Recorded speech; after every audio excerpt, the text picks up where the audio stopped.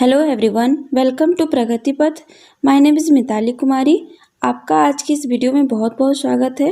आज हम CTET exam के प्रीवियस ईयर पेपर को डिस्कस करने जा रहे हैं, जिसमें आज हम सबसे पहले सीटेट 2011 के पेपर को डिस्कस करेंगे।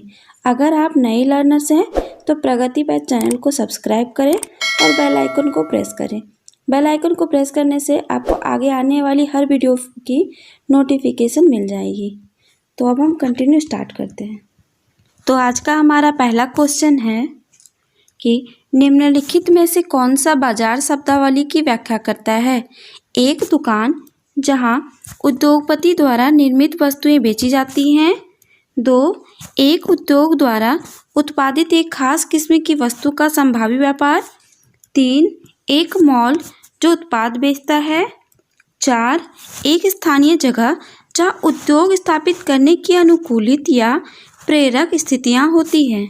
तो इसका राइट आंसर है 4, एक स्थानीय जगह जहाँ उद्योग स्थापित करने की अनुकूलित या प्रेरक स्थितियाँ मौजूद होती हैं। अब हमारा आज का दूसरा क्वेश्चन है, निम्नलिखित में से कौन सी प्राथमिक आर्थिक गतिविधि नहीं है। इसमें पूछा गया है कि इसमें प्राथमिक आर्थिक गतिविधि कौन सी नहीं है। 1, कृषि। 2, व्यापार। 3, मछली पालन। 4, खनन। इसमें आपको बताना है कि कौन सी प्राथमिक आर्थिक गतिविधि नहीं है। तो हमारा सेकंड इसका राइट आंसर होगा, क्योंकि आर्थिक क्षेत्र को 3 भागों में बांटा जाता है। पहला प्राथमिक क्षेत्र, दूसरा द्वितीयक क्षेत्र और तीसरा तृतीयक क्षेत्र। प्राथमिक क्षेत्र में कृषि, मछली पालन, खनन आते हैं और द्वितीयक क्षेत्र में व्यापार और वाणिज्यिक आता है। और जो हमारा तृतीय क्षेत्र है उसमें बैंक, बीमा इत्यादि आती है। तो यहाँ पे पूछा गया है कि प्राथमिक आर्थिक गतिविधि कौन सी नहीं है। तो कृषि वगैरह तो हमारा प्राथमिक गतिविधि है, मछली पालन भी हमारा प्राथमिक गतिविधि है और खनन भी हमारा प्राथमिक गतिविधि है। इसमें हमारा व्यापार ही है जो द्वितीयक गतिविधि है। तो इसीलिए हमारा राइट आंसर होगा 2। अब हमारा थर्ड क्वेश्चन कि PHC का क्या अर्थ होता है। तो PHC का अर्थ होता है प्राइवेट हेल्थ सेंटर। अब हमारा चौथा क्वेश्चन कि यदि जून में लंदन में सुबह 10 बजे हैं तो भारतीय मानक समय क्या होगा। 3 बज रहे होंगे, 3:30 हो रहे होंगे, 2 बज रहे होंगे या 2:30 हो रहे होंगे। तो इसका राइट आंसर है 3:30 हो रहे होंगे। और यह क्यों होंगे, क्योंकि जो हमारा लंदन है वहाँ से हमारा भारत मानक समय 5.5 घंटे आगे है। तो अगर लंदन में सुबह के 10 बज रहे होंगे तो भारत में 3:30 हो रहे होंगे। ठीक है फ्रेंड्स। अब हमारा नेक्स्ट क्वेश्चन है जो एक गद्यांश पर आधारित है। इसमें कहा गया है कि निर्देश दिया गया है कि नीचे दिए गए गद्यांश को आपके पढ़ने के आधार पर सबसे उपयुक्त विकल्प का चयन करके अगले 2 प्रश्नों का उत्तर दें। और इस गद्यांश में क्या लिखा गया है, क्या बताया गया है, अब हम इसे देखते हैं। इसमें बताया गया है कि 19वीं सदी के आखिरी तक खुद महिलाएं भी सुधारों के लिए बढ़ चढ़कर प्रयास करने लगी थी। उन्होंने किताबें लिखी, पत्रिकाएं निकाली, स्कूल और प्रशिक्षण केंद्र खोले तथा महिलाओं को संगठित किया। और 20वीं सदी की शुरुआत से वे महिलाओं को मताधिकार, बेहतर स्वास्थ्य और सुविधाएं और शिक्षा के अधिकार के बारे में कानून बनवाने के लिए राजनीतिक दबाव समूह बनाने लगी थी। सभी समुदायों के महिलाओं ने 1920 के दशक के बाद विभिन्न प्रकार के राष्ट्रवादी और समाजवादी आंदोलन में हिस्सा भी लिया था। इन्होंने किस में हिस्सा लिया था, तो राष्ट्रवादी और समाजवादी आंदोलन में हिस्सा भी लिया था। 20वीं शताब्दी में जवाहरलाल नेहरू और सुभाष चंद्र बोस जैसे नेताओं ने महिलाओं के लिए अधिक स्वतंत्रता तथा समानता की मांगों का समर्थन किया था।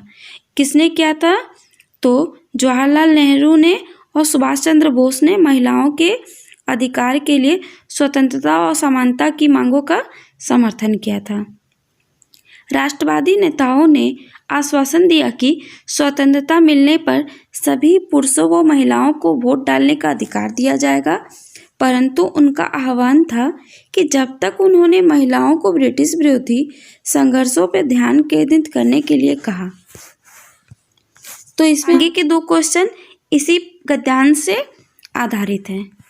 तो हमारा नेक्स्ट क्वेश्चन है कि महिलाओं के अधिकार के संबंध में निम्नलिखित में से कौन सा कथन दिए गए अनुच्छेद के आधार पर गलत है? स्वतंत्रता संघर्ष से जुड़ने के लिए सभी समुदायों से अनेक महिलाएं आगे आई। महिलाओं को राष्ट्रवादी नेताओं का समर्थन प्राप्त हुआ था।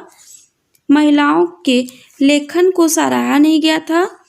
अब महिलाओं ने अपने राजनीतिक अधिकारों सहित अपने अधिकारों की मांग के लिए आवाज़ उठाई थी।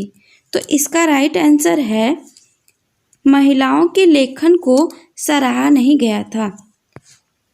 अब हमारा नेक्स्ट क्वेश्चन है,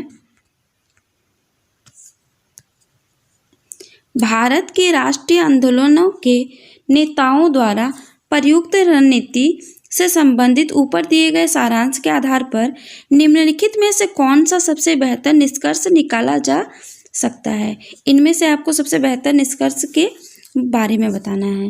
तो इसमें फर्स्ट ऑप्शन है कि स्त्रियों और पुरुषों को लेन देन की नीति का अनुपालन करने के लिए प्रोत्साहित किया जाना चाहिए। भारतीय महिलाओं अपने भाषणों द्वारा अनेक लोगों को आंदोलन में शामिल कर सकती थी। राष्ट्रवादी नेताओं ने महिलाओं को उनके अधिकार दिलवाने के लिए समर्थन मांगा और वादा किया कि स्वतंत्रता के बाद उन्हें वोट देने का अधिकार दिलवाएंगे। फोर्थ ऑप्शन है, स्त्रियों की भागीदारिता स्वतंत्रता संघर्ष को और अधिक आकर्षक बनाएगी। तो इसका राइट आंसर है ऑप्शन नंबर 3। राष्ट्रवादी नेताओं ने महिलाओं को उनके अधिकार दिलवाने के लिए समर्थन मांगा और वादा किया कि स्वतंत्रता के बाद उन्हें वोट देने का अधिकार दिलवाएंगे। अब हमारा नेक्स्ट क्वेश्चन है, संरचना और व्यवहार की वह प्रणाली जिसमें पुरुष स्त्री अपनी प्रधानता दिखाता है उसे उत्पीड़ित और शोषित करता है, डैश कहलाती है। इसका राइट आंसर क्या होगा कि फर्स्ट ऑप्शन फांसीवाद, सेकंड ऑप्शन राजतंत्र, थर्ड पितृसत्तात्मक, फोर्थ पदानुक्रमित। तो इसका राइट आंसर होगा पितृसत्तात्मक। पितृसत्तात्मक के अंतर्गत संरचना और व्यवहार की वो प्रणाली जिसमें पुरुष स्त्री पर अपनी प्रधानता दिखाता है और उसे उत्पीड़ित और शोषित करता है। अब हमारा नेक्स्ट क्वेश्चन है कि निम्नलिखित में से कौन सा कथन प्रशस्ति के बारे में गलत है? इनमें आपको प्रशस्ति के बारे में गलत ऑप्शन को छांटना है। तो हमारा फर्स्ट ऑप्शन है कि राजा की प्रशंसा करने तथा उनका संरक्षण पाने के उद्देश्य से यह ज्ञानी कवि विद्वान व्यक्ति द्वारा लिखी जाती थी। सेकंड, प्राय राजा इन्हें स्वयं लिखा करते थे। थर्ड, ये जिस काल से संबंधित है उस काल के इतिहास के मूल्यवान स्रोत हैं। और फोर्थ, प्रशस्ति में शासक या राजा की उपलब्धि का वर्णन किया जाता था। तो इसमें सबसे गलत ऑप्शन को हमें चूज करना था। तो इसका गलत ऑप्शन है प्राय राजा इन्हें स्वयं लिखा करते थे। प्रशस्ति राजा स्वयं नहीं लिखा करते थे या अन्य लोगों के द्वारा भी लिखवाते थे। अब हमारा नेक्स्ट क्वेश्चन है कि निम्नलिखित में से कौन सा कथन सामाजिक विज्ञान का उद्देश्य नहीं है? 1, सामाजिक तंत्रों और सामाजिक समूहों को लक्ष्य बनाना।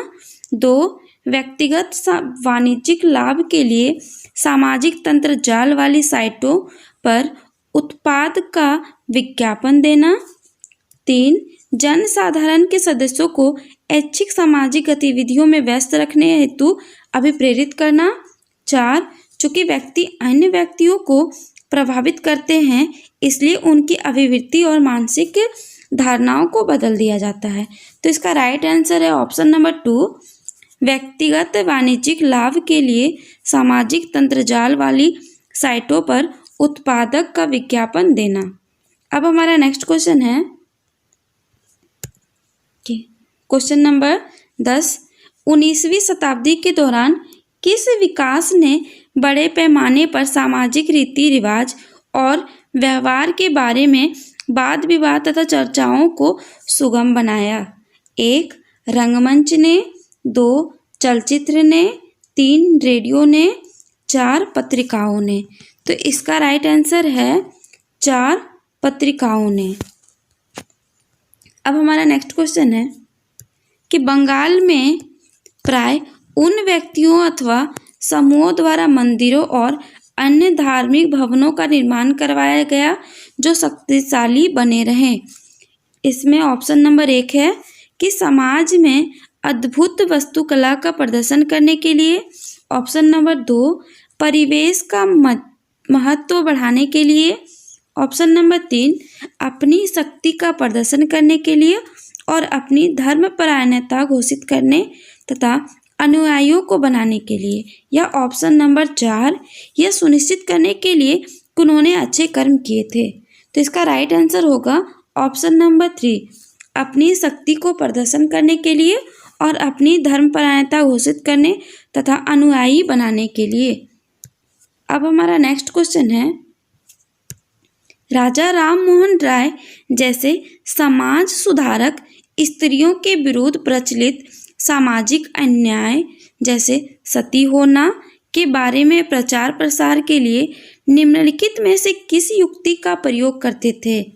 वे सरकार के प्रभाव का प्रयोग करते थे, वे अपनी सोच को सिद्ध करने के लिए प्राचीन धार्मिक पाठों में से श्लोक या वाक्य का प्रयोग करते थे, या वे लोकप्रिय राष्ट्रवादी नेताओं की सहायता लेते थे, या वे लोकप्रिय सामाजिक वातावरण की सहायता लेते थे। तो इसका राइट आंसर है ऑप्शन नंबर 2, अपनी सोच को सिद्ध करने के लिए प्राचीन धार्मिक पाठों में से श्लोक या वाक्यों का प्रयोग करते थे। अब हमारा नेक्स्ट क्वेश्चन है, निम्नलिखित को मिलान कीजिए और सही विकल्प को चुनिए। कृषि, उद्यान कृषि, मत्स्य कृषि, दक्षता कृषि। इनमें से आपको सही मिलान करना है कि इनमें कौन सा सही होगा। तो ऑप्शन नंबर ए है ए का 2, बी का 3, सी का 4, डी का 1। ऑप्शन नंबर बी है ए का 3, बी का 2, सी का 1, डी का 4। ऑप्शन नंबर सी है ए का 2, बी का 4, सी का 3, डी का 1। और ऑप्शन नंबर डी है ए का 1, बी का 4, सी का 2 और डी का 3। अब आपको इनमें से बताना है कि राइट आंसर क्या होगा। तो इसका right answer option number A कृषि का फसल उगाना और खेती करना, उद्यान का फल फूल और सब्जियां उगाना, मत्स्य पालन का मछली पालना और दक्षता कृषि का अंगूर पालना। तो आपको यहाँ ये क्लियर हो गया होगा। अब हम देखते हैं नेक्स्ट क्वेश्चन को। तो हमारा नेक्स्ट क्वेश्चन है कि ज़्यादातर महाजनपदों की मजबूत किलेबंदी थी क्योंकि वे इनकी समृद्धि और शक्ति को प्रदर्शित करते थे, शासकों को आक्रमण का भय था और वे स्वयं की रक्षा को सुनिश्चित करना चाहते थे। ये उनके समृद्ध योद्धा परंपराओं के प्रतीक थे। या ऑप्शन नंबर 4, इनके आसपास लकड़ी, ईंटों या पत्थरों की उपलब्धि थी। तो इसका राइट आंसर होगा ऑप्शन नंबर 2, शासकों को आक्रमण का भय था और वे स्वयं की रक्षा को सुनिश्चित करना चाहते थे। आज का हमारा लास्ट क्वेश्चन है कि उद्योगपति उद्योग स्थापित करते हैं जब वे अनुकूल सरकारी नीतियां पाते हैं, कस्बे विकसित हो सके, सरकार द्वारा उपलब्ध कराए गए प्रोत्साहन से उनका लाभ कम हो, या ऑप्शन नंबर 4, वे अपने मूल स्थान को विकसित करना चाहते थे। तो इसका राइट आंसर होगा ऑप्शन नंबर ए, वे अनुकूल सरकारी नीतियां पाते थे।